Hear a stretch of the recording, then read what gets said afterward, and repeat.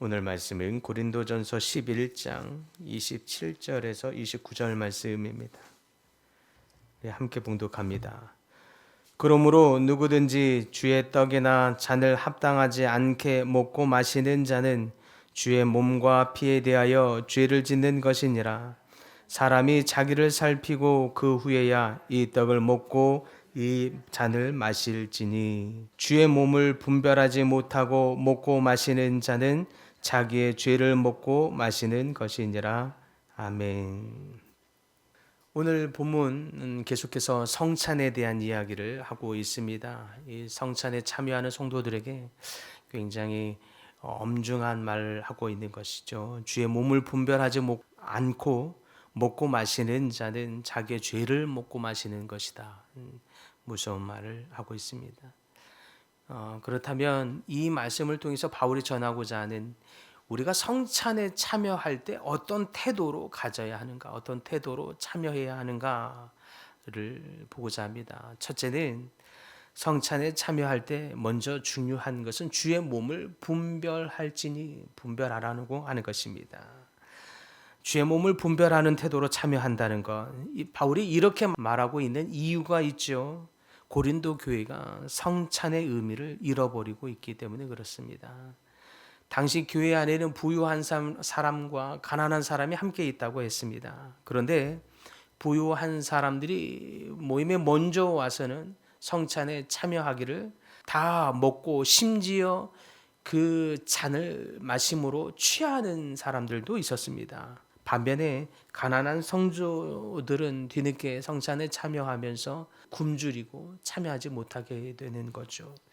이제 엄밀하게 따지면 지금 성찬과 애찬으로 나누어서 이 애찬과 성찬이 뒤섞여져 있는, 그전에는 이 모든 과정을 함께 성찬으로 보면서 진행을 했던 거죠. 그러니까 함께 먹는 것에서부터 모든 성찬을 함께 하다 보니까 이런 일이 벌어졌습니다.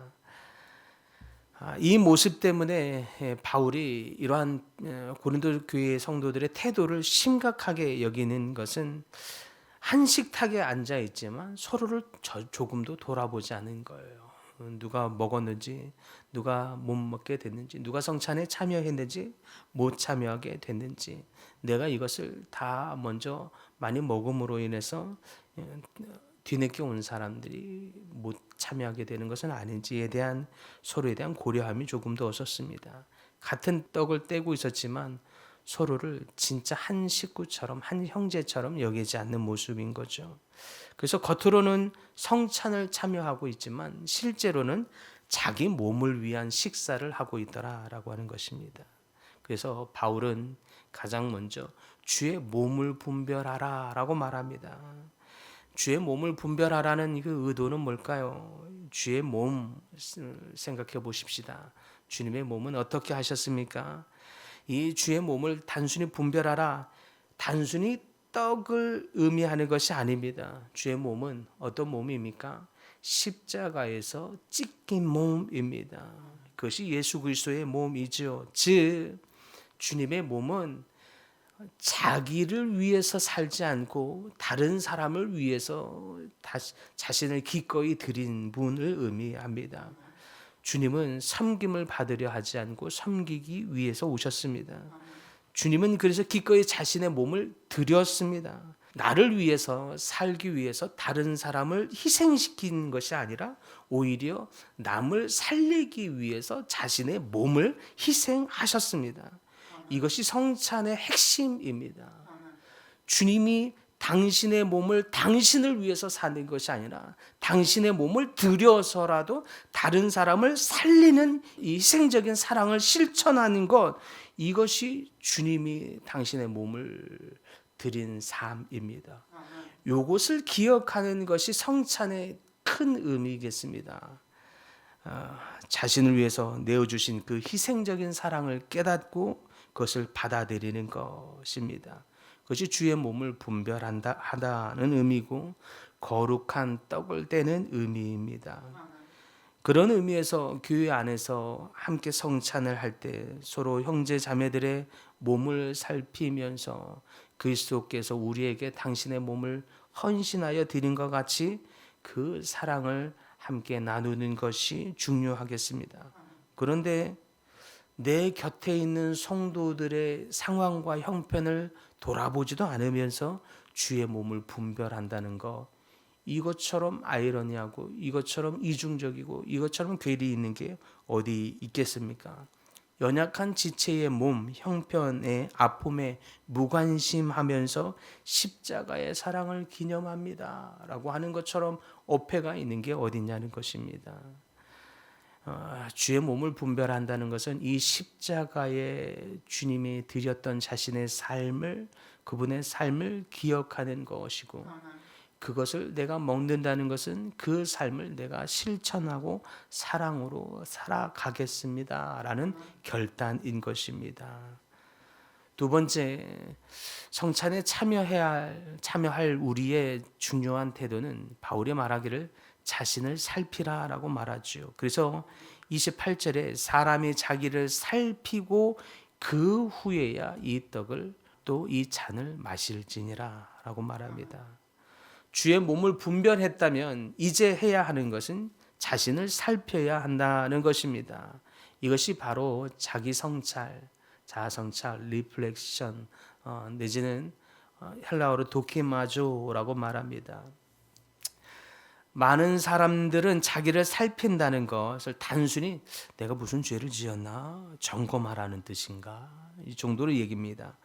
물론 그것도 포함되겠습니다. 그러나 본문의 맥락에서 바울이 강조하고 있는 이 자기 성찰, 나를 돌아보는 것, 이 도끼마조는 더 깊은 의미 안에서 십자가에서 내 삶의 모습이 어떠한지를 쳐다보는 일입니다.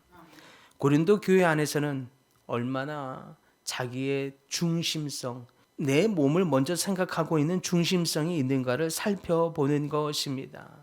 십자가 아래서 내 몸을 드리는 가장 이타적이고 가장 헌신적인 의미의 성찬을 하면서 지금 가장 이기적인 태도로 그것을 내 몸만 살피는 모습으로 하고 있는 이 얼마나의 이 어폐와 이중적인 서로 모순된 모습으로 하고 있느냐 하는 거죠.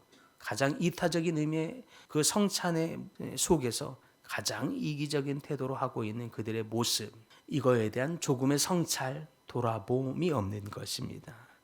여전히 자기 자신만을 위해서 살아가고 있는 것은 아닌지 살펴보라는 것입니다. 받기만 하고 내 권리와 내 유익을 추구하고 있는 것은 아닌지 살펴보라는 것입니다. 아니면 정말 주님처럼 내 삶을 다른 지체를 위해서 드리고자 하는 이 결단과 고백으로 하고 있는지, 너의 마음이 지금 어떤 태도이냐, 네 마음을 지금 돌아봐라고 말하고 있는 것입니다. 이렇게 자신을 살피지 않고 참여하는 것이야말로, 이 이중적인 이 모습이야말로 그래서 자기의 죄를 먹고 마시는 것이니라 라고 말하는 것입니다. 성찬은 그래서 우리의 신앙을 비추는 거울이 되는 것입니다.